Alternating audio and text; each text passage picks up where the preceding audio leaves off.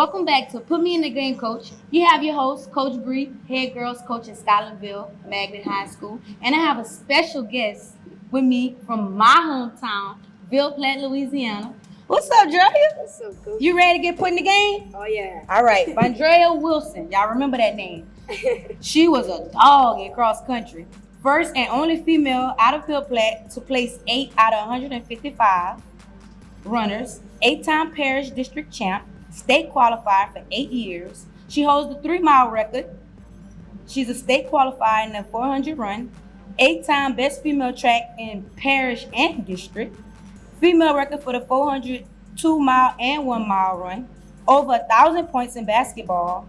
She was district MVP and parish MVP for 4 years, district MVP all 4 years as well. So Drea, talk about your career running cross country.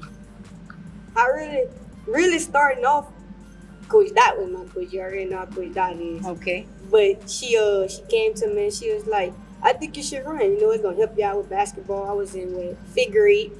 And I was like, all right, Coach, I'll do it. But the part she left out is we had to run 3 miles. So we did it and stuff like that. And I had my friends with me, so we were just doing it, you know. And then I started to love it. Started to go places in it, and I was like, this is different. This is something I don't really know about. So you was a fifth grader running against high schoolers. Okay. And placing. Yeah. Oh wow. Yeah. And that's 3 miles every time. So they didn't have they had the 2-mile run, but she that was pushed JV. Me to that 3. Yeah, she okay. pushed me to that 3. So my 8th grade year, that's when I placed 8 in state for a time of 21 minutes for a 3-mile run, and we ran that in Natchitoches. But I fell in love with cross country, and it really did help me out with basketball and track as well. So which one you would rather, basketball or cross country? Basketball, my first love. I gotta go with basketball. So let's talk about your basketball career at Ville Platt High School. Basketball career, I've been playing since my 5th grade too. Yeah, I started off with Coach Dot, and I was in JV at first, but I always played with Coach Rondo elementary. Okay. But when I was my first few years in high school, I think my freshman and sophomore year, I was with Coach Dot, and Coach Rondo was the assistant. And then after that, I switched over to Coach Rondo. So I've been around them for a good minute. And basketball is just always something I love. And 1,000-point club was always something I wanted to do because, I watch y'all, I watch you, I watch Deja, I watch a good bit of y'all play. So I just wanted to be one of the best. So what advice would you give you that's playing high school right now? Like, let's say middle school to high school. Don't lose that dog. Don't lose that dog. That dog. So you play in the collegiate level at BRCC. Yes. So talk a little bit about that, from the transition from high school ball to college ball. That's a big transition. Like, I don't think it gets talked about enough how big it is, especially with going from no shot clock to a shot clock. And as a guard, because a guard controls the game. Correct. So I think that was more of it. But once I got that down pat, I was good. But then back to when I said don't lose that dog, I started to lose myself in basketball with stuff I had going on within myself that I didn't settle down and, talk that over. But basketball, I always felt that it was my happy place. But who I was playing for, I wasn't comfortable with. So it pushed me to where I could only play basketball by myself and be happy. So let me ask you this, because I went through that as well as a freshman going into it, because it was like a lot of things we didn't learn. We didn't learn how to lift weights properly. Right. We didn't learn how to come off the inside foot. Like, we didn't know fundamentals. We was just really street players and good athletes that could just run, a run and go team. So the transitioning, how did the coach make you feel? Like, how did you cope with some of the things that, that you was going through? Like, when adversity hit, how did you cope with it? I really just want to talk about it. Where we from, I feel like we can't just go to somebody and just start talking. And that's what I took in, and that was probably the biggest mistake that I made with not talking, because that drove me to a whole complete what I didn't want to go to. So with her, I think it was more of we didn't have that connection. you see, with my high school coaches, I had that connection because I was around them so much. Correct. But with her, it's different, which I understand because I'm just coming in as a freshman, you know. But I feel like I should have pushed for a better relationship, and then it maybe would have been better with her. So another thing with colleges is more a business. You know, in high school we have fun, but whenever you go to the next level, like it's different. It's a business. If you're not, you know, producing, then 9 times out of 10 they're gonna find somebody who can do it. Oh yeah. So what's your? I know you helping out at Ville Platt High, right? You one of the assistant coaches. I was helping out, but like I do it in the dark. Okay. So what's your short-term goal in helping out our youth? Helping out the kids, just giving back, really, because I know where we come from. We don't come from much. We don't have that goal like certain people have, like at those schools, like big schools. They have all these different things that they can do. Like you walk into a gym, they got goals on each side and stuff. Like we looking like, dang, like we ain't got this. Right. But I just want to show these kids back home that they can make it out. You know, we don't have no freaking coaches coming in the stands like that and stuff like that from a college. So you really just got to go and get it. That's what I'm trying to say. Being that I played on a college level and I played high school basketball, I'm trying to give them everything that I know. So and you're young. How old are you? 19. You're 19 years old. So I think the younger you are, the better you can relate to, you know, the young kids, and they'll have a better relationship with you. So I think you on the right track. You know, is basketball, like coaching, is that something you want to do? Like, like being a head coach at a high school, or is it, so you want to be a coach? So would you do cross country? All of it. Okay, so you would do cross country, track, basketball, and counseling. Okay, because I feel like when you're a counselor, like that's basically what it is. Right, you get your players on a different level because you don't even know. Some players play just to get out of stuff at home, and I learned that along the years, and now that's just something I know. But you know, counseling, I want to do that under the mat because I feel like that's just like talking to a preacher. When you know as a preacher, you don't want to talk about what you was going to talk about if you didn't know it was a preacher. So I feel like just open up to them, and I got you from there. Okay, so who were you inspired by to play basketball, and is it like your jersey number? Your number mean anything to you? Because you know some players have a meaning behind their number, and of course they have somebody that inspired them to play basketball. Yeah, my biggest inspiration with basketball is my Nanny D. I mean, she played. I think you played with her, Danielle. Yeah, she's supposed to come on the show. Yeah, but she had that dog. I really feel like she did. And I had 24 at first, and it was just giving back to her because that's who brought me into it. And but I switched to 22, and that was a big reason of my grandmother that passed. And her birthday is March 22nd. Mine is March 11th. So the only way I felt that I could honor her was by getting 22. So that's what I rolled with. Okay, even in college, you played with 22 in college as well? Okay, so what's the biggest failure you feel like in the game? And you know, we learn from our failures. It's not always winning all the time. Like it's something we always get tests before we have a testimony, you know. So what's something that you feel that, you know, that you felt that and maybe you can help or even tell one of the kids? Don't be afraid to talk about what's going on. That's one. It's like I feel like when stuff is weighing on you, you just push it out the way when you're on the court and you don't feel it. But once you get off the court, I mean, you can't be one person on the court and one person off the court. You know what I'm saying? Like, that's all going to collapse on you. And, like, in the game type-wise, I feel like I should have worked on that left hand way more than what I did. And sometimes, like, have you ever had, like, a trainer? No. So you just kind of would go in the gym by yourself and work on... Yeah, so like now I know YouTube and TikTok and all these platforms are, you know, that can help kids that can't afford a trainer. Right. And that's why I want to step in Ville Platt, because you know what I'm saying? Like, we don't come from all that money and stuff like that. So I feel like everybody in Ville Platt that has something, go give back. You know what I'm saying? Right.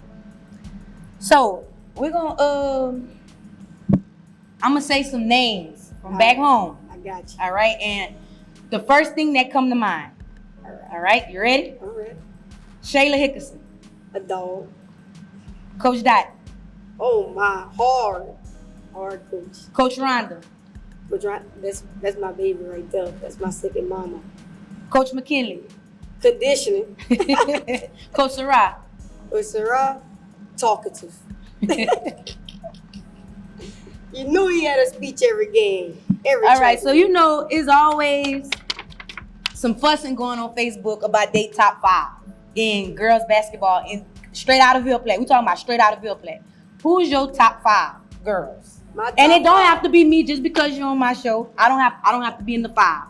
Now you see, I don't know about all the old schoolers. Like I don't know. I'm yeah, because they're gonna get on you. They're gonna get on you. Now. I know about Hottie, so I would put Hottie top 5. Hottie. I would put you top 5. I would put Deja top 5. Okay. Ty top 5. Of course. And I don't really know nobody, but I will put Maya top 5. Maya, okay. I love Maya. And all these, everybody you name, all went play collegiate level. Yep. Collegiate basketball. So what would you say about your support system? Because, you know, in sports, you have to have a ride. You have to have, you know, somebody that you talk to. Would you say you have a strong support system? Yeah, I do. In sports, I do have a strong. So could you give me some names? Who? My dad, my mom, my nanny. Say their names. Say their names. Well, Ashley. Okay. Drake. Well, everybody know him as Drake, but Vandryua. Okay. My nanny D, like I said. And she's actually at the school now, right? Yeah. Okay, yeah. so she's y'all still okay. Every day I go to the school. that's good. Yeah. That's good. Like I said, always. But them three for sure. And if my daddy wasn't around, my stepmom just was up in this spot. But you know, Drew, he had every basketball event, every track event, even when I was on the fitness team, he hollering in the stands. I made it to stay yelling, "Give me one more pull up." I'm like, bruh. I remember watching you, Dre, but I think it was when I was around. You was EPYB. Yeah. And I was like, oh man, that little girl, she's gonna be good. She's small, but she fast. So let's hit on mental health. Gotcha. Like mental health is like real. People, we don't talk about mental health, especially our athletes. Talk about it enough. So how you feel about mental health? Mental health, that's something I wouldn't wish on nobody. Because mental health can really keep you or take you. Like it's really kind of a 50-50 ball, but most of the time it's really take you. You know what I'm saying? Like I went through mental health and I'm still going through it, but I'm on the right ball. I'm on the right side of the ball with it. And like when I was in school at BR, it was bad. Like I went to the mental hospital for a whole week, no phone, missed Thanksgiving.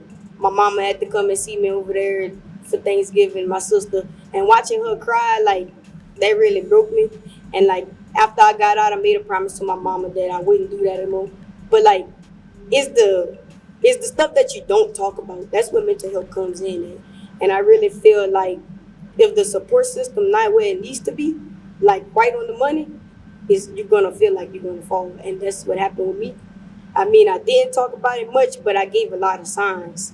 Like most of the time, I'll probably be texting them, "I love you forever," and just turn my phone off. And like just sit in my room, cry, break things and stuff like that. And my mom always told me, "You was never like this in high school," but really deep down inside, I was, but I knew how to hide.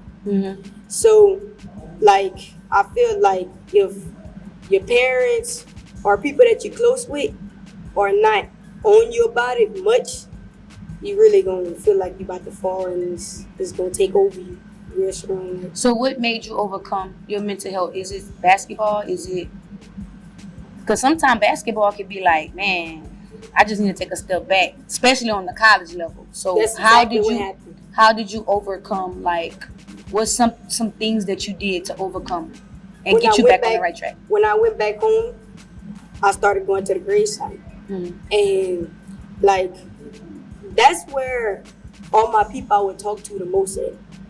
Like my grandmother, my mama Chichi, and my mama Lucy for sure, my nanny Renee. So I would go there and I would talk and just talk. Because I feel like a living human, you can talk to them and they'll listen closely and then they'll tell you. And then that's something I don't like because I don't want the whole world knowing what I got going on. And like, I don't want people like, I don't want my child around this person, that person, because what you got going on.